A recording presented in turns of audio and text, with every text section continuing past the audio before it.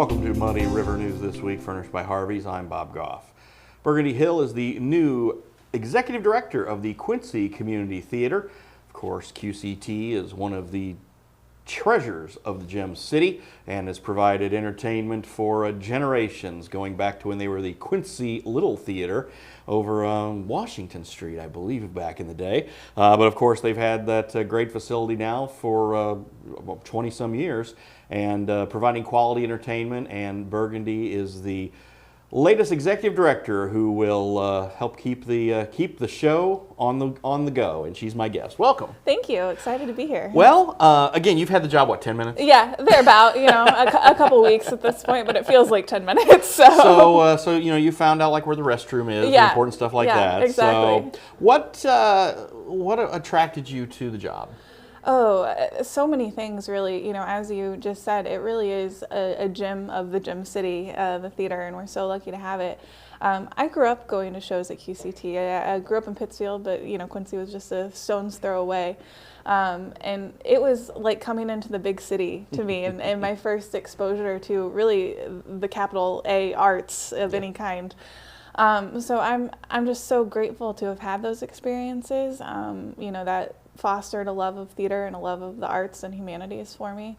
And so now to be able to be a part of that organization and carry that legacy forward and continue to provide those things for future generations is really so attractive to me. And you came over from the Quincy Public Library. I did, yes. So, another just stone's throw away, a block over. So, sure. Well, you are very fortunate. Your predecessor, who's a friend of mine, Sarah Russell, she was dealt a very difficult hand. She was. As soon as she got the job, it was, hey, pandemic. Yeah, good luck.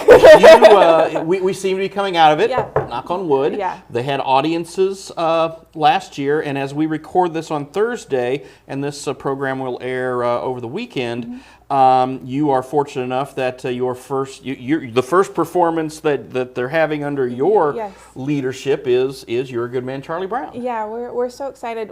This is the first real regular, whatever that means at this point, season that the theater's had now since 2019. The 2020 season got completely off track because of what was happening in the world. And there have been performances over the last couple years, but to be back in what is kind of normal or new normal for us is really exciting. And to be opening Charlie Brown, which is a wonderful student theater production. It looks just beautiful on the stage. I'm so excited. In the last couple of years, the theater's had the opportunity to do some upgrades to lighting and things like that. And this is the first show that is really going to showcase some of those changes and additions. So the stage is just beautiful. The colors are beautiful. It looks right out of the comic strip with those bright primary colors, and it's going to be a great show. I know the preview got wiped out because of the snow, but opening night, as we record this on Thursday, is a go, correct? It is a go, yeah. And I know the roads are still a little rough Thursday morning at 10 o'clock, but hopefully by this evening with some more plowing, it'll be a great show, and we're ready to go for the rest of the weekend. And does it go through the weekend into next week, or what's the schedule? It'll just go through Sunday. With our student shows, they're typically just the one weekend, but it'll kind of lead us into our next adult production, our adult musical, which will be MAME. We've got auditions for that actually next week as I'm sitting here, Monday and Tuesday of next week, and then that show will open the first weekend of April. So let's talk a little bit about the full schedule. MAME, I know, is something that a lot of people are looking forward to. What else is on the docket? The big summer musical this year is Legally Blonde, which I know right. a lot of people are really excited about, me included. And that's just going to be a fun show. QCT has that legacy of those big summer musicals, and this is definitely that. It's one that was supposed to be in the 2020 season, sorry. One of the ones got wiped out, and it's gotten moved now, but we're excited to finally be able to put on that production. There's been a lot of planning and conversations around it, so excited to see those come to fruition finally. We've got a student theater show called Trap that'll be in our lab theater in early June as well. And then in the fall, we've got Flora and Ulysses, which is another student theater production. We've got Calendar Girls, which is a straight play, which is another 2020 holdover, but I think is going to be just a hysterical show.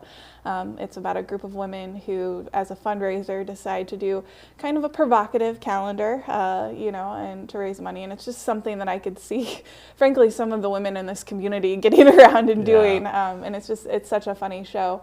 And then the season will end with Little House on the Prairie in December.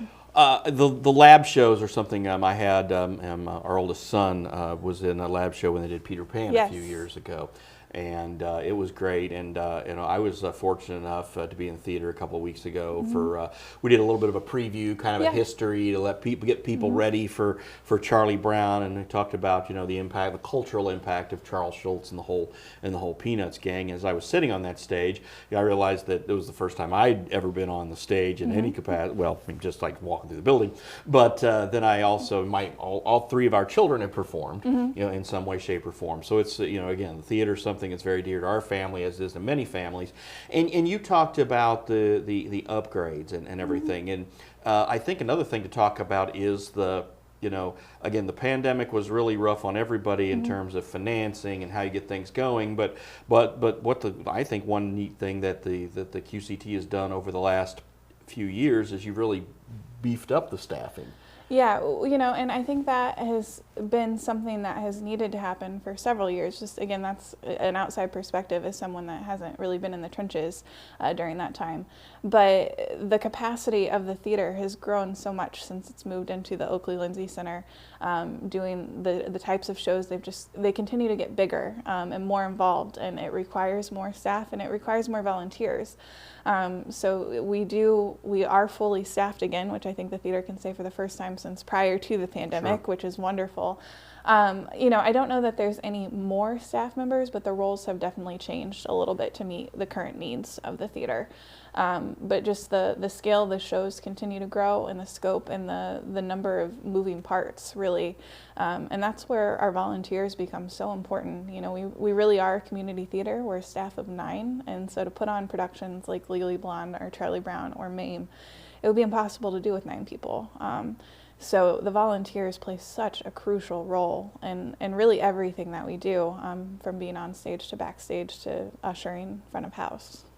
I think, and I think the one thing that people also, when you come out to support the theater, and again, I think this community, again, as we're getting out of the pandemic, I think that I can go back to the theater finally. I think that's going to be something that's going to be great, and you should have great attendance for all the productions this year. So I think that's great. But the other thing is, when you're talking about when you have to put on these productions, you don't just get to go somewhere and pluck out a script. You have to pay for the rights and have to do all of that too, and that's a cost that a lot of people sometimes forget about. Yeah, it really is an expensive process, and the inflation that's affecting everyone is also affecting us here at the theater. We use wood and hardware and things like that to build our sets. So when the cost of lumber is as high as it is, it costs us a lot more to put on productions like that. And so it really, like it ripples down for every other industry, it ripples down for us as well. But the royalty prices have gotten a lot more expensive in the last decade, and we're having to look really closely at our funding models, whereas before tickets would largely cover the cost of a production for us. That's not really the case anymore. So we are relying heavily on grant funding and relying heavily, even more so, on those individual contributions than ever before to be able to continue to do what we're doing. Advertising and programs, another revenue stream. And again, this is maybe it's an obvious question, something I've forgotten or whatever. Has the theater undertaken a capital campaign recently? Not recently, and I think there has been a need for one, especially in the last couple of years. But taking that on during a pandemic would be very difficult. But we are looking at some serious repairs that are going to need to be made to our space, in the next couple of years. Which we'll work with the Oakley Lindsay Center on, to make happen and share cost. But I foresee a capital campaign coming, in the next year or two to help with some of those things. Specifically, we've just got original seats, original carpet, things like that to the building that was from, the mid-90s. Right. So the seats are starting to wear out and are requiring more repair and things like that. And, some of the lighting upgrades that I mentioned we've been very fortunate to do through grant funding, so we'll look at those avenues for things as well. But it's a lot to run and to keep up and maintain, and it's certainly a financial, the last couple of years have certainly been a financial challenge with the pandemic and not being able to do those shows. So hopefully having a regular season will help us get back to a normal, but I think it's going to be a very different funding model moving forward. But when you talk about, this community, and you talk about, when you're coming from Pittsfield and coming to Quincy, the capital A arts. Right. Again, Quincy had the first ever arts, right. Arts organization. Absolutely. And I think that's something that, this community is so proud of that heritage. Yes. I think that the capital campaign for the theater is something that I think would probably go over pretty well. It's not like this, again, I think, the community theater is an asset, and I think people realize that. And I know several people on your board and several people who've been in your productions who are so passionate about it. And I think when you and your board make that decision, I think you'll have plenty of help to make that happen. I think so too. We have a very generous patron base already who are very supportive of everything that the theater does, which we're so grateful for. And as you said, Quincy is an arts community. People value the arts. So kind of my plea as a new executive director coming in just at the time post-pandemic or mid-pandemic, wherever we are at this point. Let's hope we're near the end. Right. It's just really hoping and encouraging people to get back to the organizations that they love, not just the theater, but the other organizations that you're involved in or were involved in pre-pandemic. They need you right now more than ever. So figure out how you can help, how you can volunteer, how you can donate if you're able. And if you can't donate, there's so many other ways that you can help those nonprofits. And that's what we need right now, just coming off the pandemic and trying to get back to our normal.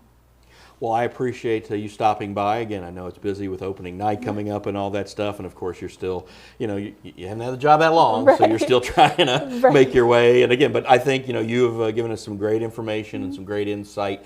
And I believe that Quincy Community Theater is in great hands with you. Well, thank you so much. All right. Well, thanks for your time. Absolutely. All right. Well, that's all we have for Muddy River News this week. I'm Bob Goff. Have a great week.